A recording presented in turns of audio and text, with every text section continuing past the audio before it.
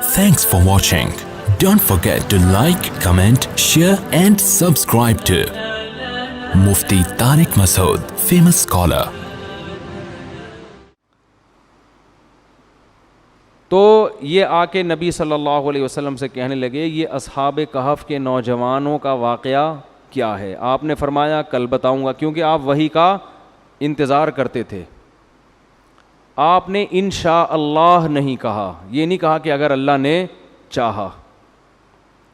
تو اللہ کو آپ صلی اللہ علیہ وسلم کی یہ بات، اس پہ اللہ نے آپ کو تنبیہ فرمائی کہ آپ اپنی مرضی سے کچھ بھی نہیں بتا سکتے. آپ کو یہ کہنا چاہیے کہ اگر اللہ نے چاہا.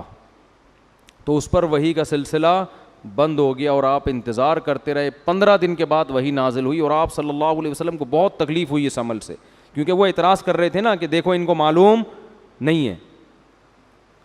تو 15 دن کے بعد وحی نازل ہوئی اور پھر اللہ نے آپ کا پورا واقعہ بیان کیا اور فرمایا کہ وَلَا تَقُولَنَّ لِشَيْءٍ إِنِّي فَاعِلٌ ذَلِكَ غَدًا إِلَّا أَن يَشَاءَ اللَّهُ. کبھی بھی کسی کام کے بارے میں یہ مت کہا کریں کہ میں یہ لازمی کل کروں گا، ہاں یہ کہا کریں اگر اللہ نے چاہا. تو نبی صلی اللہ علیہ وسلم نے انشاءاللہ کہنا بھول گئے تو وہی دیر سے نازل ہوئی، لیکن اللہ نے پھر آپ کو تنبیہ فرمائی. تو اصحاب کہف کا واقعہ بیان کیا کہ پچھلی امتوں میں چند نوجوان تھے جو مشرک حکومت تھی، تو ان دونوں نے بت پرستی کو چھوڑ کر ایک خدا پر ایمان لے آئے. جب ایمان لے آئے تو ان کے لیے اپنے کنٹری میں رہنا ناممکن ہو گیا. تو انہوں نے اللہ پہ اعتماد اور توکل کر کے کہا فَأَوُوا إِلَى الْكَهْفِ، یہاں سے نکلو اور کسی غار میں جا کے پناہ لو.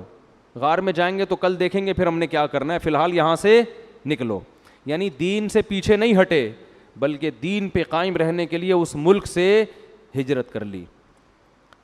یہی شریعت کا حکم ہے کہ جس جگہ آپ اپنے دین کو محفوظ نہیں رکھ سکتے وہاں سے آپ کے لیے موو کر جانا واجب ہے، اور یہ اللہ کی طرف سے بہت بڑا اس پہ اجر ملتا ہے. اس پہ قرآن کہتا ہے جو اللہ کی راہ میں نکلے گا نا، دین پہ قائم رہنے کے لیے علاقہ چھوڑے گا، یجد فی الارض مراغما کثیرا وسعا، زمین میں اس کو بڑی کشادگی نظر آئے گی، زمین کا سینہ اس کے لیے کھلا ہوا ہے، بھوک سے مرے گا نہیں.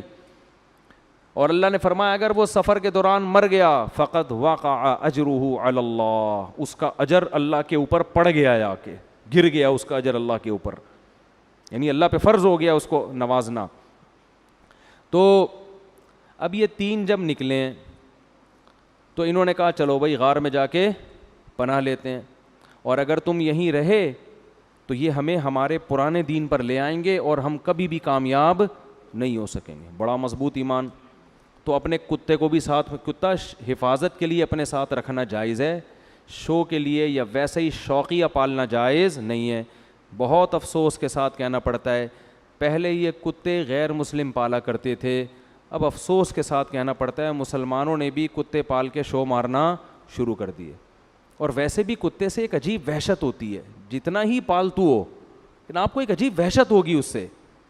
تو پالنا یہ بھیڑ بکریاں پالیں، گائے پالیں، مرغیاں پالیں جو حلال جانور ہیں، تو یہ درندے مت پالا کریں، یہ شریعت میں اچھا کام نہیں ہے. نبی نے فرمایا جس نے کتا پالا بلا ضرورت روزانہ اس کے اجر سے ایک قیرات کم ہوگا، اس کی نیکیاں گھٹتی چلی جائیں گی. جتنی نیکیاں اس نے کی ہیں نا روزانہ اس میں سے بیلنس مائنس ہوتا چلا جائے گا.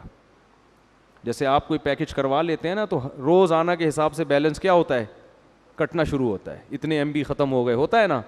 تو آپ نے فرمایا جس نے بلا ضرورت کتا پالا اس کی نیکیوں میں سے روزانہ کے حساب سے نیکیاں ختم ہوتی چلی جائیں گی. تو اس لیے اچھا کام نہیں ہے کتے پالنا. ضرورت کے لیے پالے، انسان کی خدمت کے لیے پیدا کیا ہے، تو شکار کے لیے. تو اصحاب کہف کو بھی چونکہ اجنبی تھے تو اجنبیوں کو سفر میں کتے کی ضرورت پڑتی ہے. بعض دفعہ دوسرے کتے سے بچنے کے لیے بھی کتے کی ضرورت ہوتی ہے. حقیقت ہے نا، کتا کتے کی زبان سمجھتا ہے، وہ اپنی زبان میں اس کو سمجھاتا ہے ذرا سائڈ پہ ہو جاؤ، ٹھیک ہے نا. آپ سمجھاؤ گے وہ کچھ اور سمجھ جائے گا، وہ سمجھے گا وہ کہہ رہا ہے شاید یہ کہہ رہا ہے مجھے کاٹو ٹھیک ہے نا. تو کتا ہے نا، کھوپڑی تھوڑی ہے اس میں. تو یہ اپنے کتے کو لے کے نکل گئے. کتا بھی کتنا زبردست کتا، اس کا بھی اللہ نے قرآن میں ذکر کر دیا. تو قرآن کہتا ہے فَأَوُوا إِلَى الْكَهْفِ، جاؤ ہم اس غار میں ٹھہرتے ہیں پھر دیکھیں گے کیا کرنا ہے. قرآن کہتا ہے ہم نے فضربنا علی آذانہم فی الکہف سنین عددا, ہم نے ان کو کئی سالوں کے لیے وَلَبِثُوا فِي كَهْفِهِمْ 300 سِنِينَ وَازْدَادُوا 9 310 سال کے لیے ہم نے ان کو سلا دیا. اب یہ بات یہودی جانتے تھے کہ اصحاب کہف کا ایسا واقعہ ہوا ہے جس میں وہ کہتے تھے 300 سال, جبکہ قرآن نے کہا 310. تو علماء نے ایک بڑی زبردست بات کی ہے کہ اگر شمسی اور قمری کا فرق نکالا جائے نا تو شمسی 300 قمری 310 بنتے ہیں. تو یہ بھی ایک زبردست کیا ہو گئی, میچنگ ہو گئی. تو 310 سال کے لیے اللہ نے انہیں اس غار میں سلا دیا. کیا اللہ کی قدرت قرآن بتاتا ہے اس کی حکمت کیوں سلا دیا. نمبر 1 کہ جب وہ اٹھ کے آئیں گے اپنی قوم کے پاس اور علامتوں سے لگے گا کہ بھئی یہ 300 سال, کیونکہ تاریخ اس وقت بھی لکھی جاتی تھی, 300 سال پہلے ایسے کچھ لوگ ہجرت کر کے بھاگے تھے, یہ ہوا تھا اس وقت, یہ سکہ بھی ہے ان کے پاس, تو لوگوں کو یقین آ جائے گا کہ اللہ ہر چیز پر قدرت رکھتا ہے. ایک حکمت تو یہ قرآن نے بیان کی, یہ حکمت. دوسری حکمت کہ ہجرت جو اللہ کے لیے کرتا ہے, اللہ کے لیے قربانی کرتا ہے, اللہ غیب سے کیسے اسباب پیدا کرتے ہیں. اب پوری دنیا میں ان کو کوئی ٹھکانہ دینے والا نہیں تھا, اللہ نے کہا سو جاؤ, جب صبح اٹھو گے نا تو یہ حکومت ہی چینج ہو چکی ہوگی, 300 سال میں اسلامی حکومت آ چکی ہوگی, وہ تمہیں گلے لگائیں گے, کہیں گے بھائی یہ تو توحید پرست لوگ 300 سال پہلے نکلے تھے, ٹھیک ہے نا, یہ کہاں غائب ہو گئے تھے. تو 310 سال سوتے رہے ہیں. اور قرآن کہتا ہے کہ ہم نے غار پہ جو ان کا کتا حفاظت کے لیے بیٹھا ہوا تھا نا, وہ 300 سال تک ایسے بیٹھا رہا ہے کہ لو اطلعت علیہم لولیت منہم فرارا, اس کے روب اتنا تھا کہ کوئی اس کے قریب سے گزر کے اس کو دیکھ لیتا تو بھاگ جاتا وہاں سے. وہ سمجھتا باقاعدہ یہ پہرا دے رہا ہے بیٹھا ہوا. باسط ذراعیہ بالوسید, غار کی چوکھٹ پر اپنے بازوؤں کو پھیلایا ہوا ہے, جیسے کتے کا اسٹائل ہوتا ہے نا بیٹھنے کا, اس طرح بیٹھا ہوا ہے اور زبان نکال کے ہانپ رہا ہے, صحیح نا, انتظار میں ہے. اور قرآن کہہ رہا ہے وَنُقَلِّبُ أَفْئِدَتَهُمْ ذَاتَ الْيَمِينِ وَذَاتَ الشِّمَالِ, ہم ان کو نیند کی حالت میں کروٹیں بھی دیتے تھے, کیونکہ اتنے عرصے اگر آپ زمین پہ لیٹے رہیں تو زمین ہی کھانا شروع کر دیتی ہے. اور سورج کی کرنیں اس انداز سے پڑتی ہیں کہ سورج کی روشنی ان کو نقصان نہیں دیتی. تو بڑا تمام سائنٹیفک جتنے بھی وہ طریقے ہوتے ہیں نا کسی کو زندگی دینے کے, ان تمام طریقوں کی قرآن کہتا ہے ہم نے رعایت کی. اور 310 سال کے بعد جا کے جب وہ اٹھے ہیں تو کہنے لگے بھائی کیا ہو گیا, ہم تو لگ رہا ہے بہت لمبا سو لیے ہیں. قال کم لبثتم, کہنے لگے کچھ پتہ ہے کتنی دیر سوئے ہیں, اب کنفیوز ہو رہے ہیں نا آپس میں. تو کہنے لگے قالوا لبثنا یوما او بعض یوم, شاید ایک دن یا اس سے کچھ کم سوئے ہیں, کیونکہ وہ سورج کو دیکھ کے اندازہ لگا رہے تھے نا کہ ہم جب گھسے تو یہ ٹائم ہو رہا تھا, نکلے ہیں تو یہ ٹائم ہو رہا ہے, تو 24 گھنٹے یا اس سے کچھ کم ہوئے ہیں. پھر پریشان ہو گئے کہ یار کچھ ایسا لگتا نہیں ہے. تو پھر کہنے لگے ربکم اعلم بما لبثتم, اللہ ہی کو پتہ ہے بھائی کتنے سوئے ہیں, اس بحث میں کچھ نہیں رکھا ہوا, پیٹ کمر سے چپکا ہوا ہے. فبعثوا احدکم بورقکم هذه, یہ سکہ رائج الوقت لے کے جاؤ اور شہر میں چھپ کے جا کے چپکے سے ایھا ازکا طعامن, جو حلال کھانا ہے نا وہ لے کر آؤ.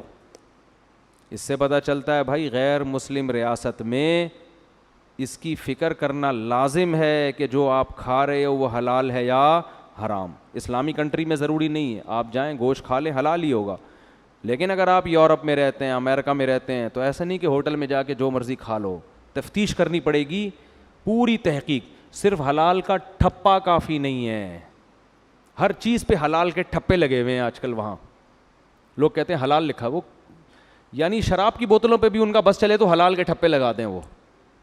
تو اتنا کافی نہیں ہے, باقاعدہ کسی ادارے سے, صحیح ریلائبل ادارے سے تحقیق ہونی چاہیے کہ ہاتھ سے اللہ اکبر پڑھ کے ذبح کر بھی رہے ہیں کہ نہیں کر رہے, ورنہ وہ حلال نہیں ہوگا. غیر مسلم ملک میں گوشت کھانا اس وقت تک حلال نہیں ہے جب تک آپ کو 100% یقین نہ ہو جائے کہ یہ واقعی حلال طریقے سے ذبح ہوا ہے.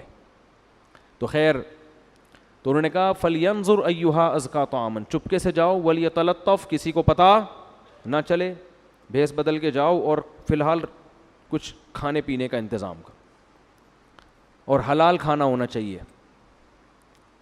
تو اب جب وہ سکہ رائج الوقت لے کے آیا ہے نا, تو بندوں نے جب وہ دیکھا انہوں نے کہا یہ تو 310 سال پرانے سکے چل رہے ہیں بھائی، یہ کہاں سے آئے، یہ تو کسی کے پاس آج کل مارکیٹ میں ہے ہی نہیں۔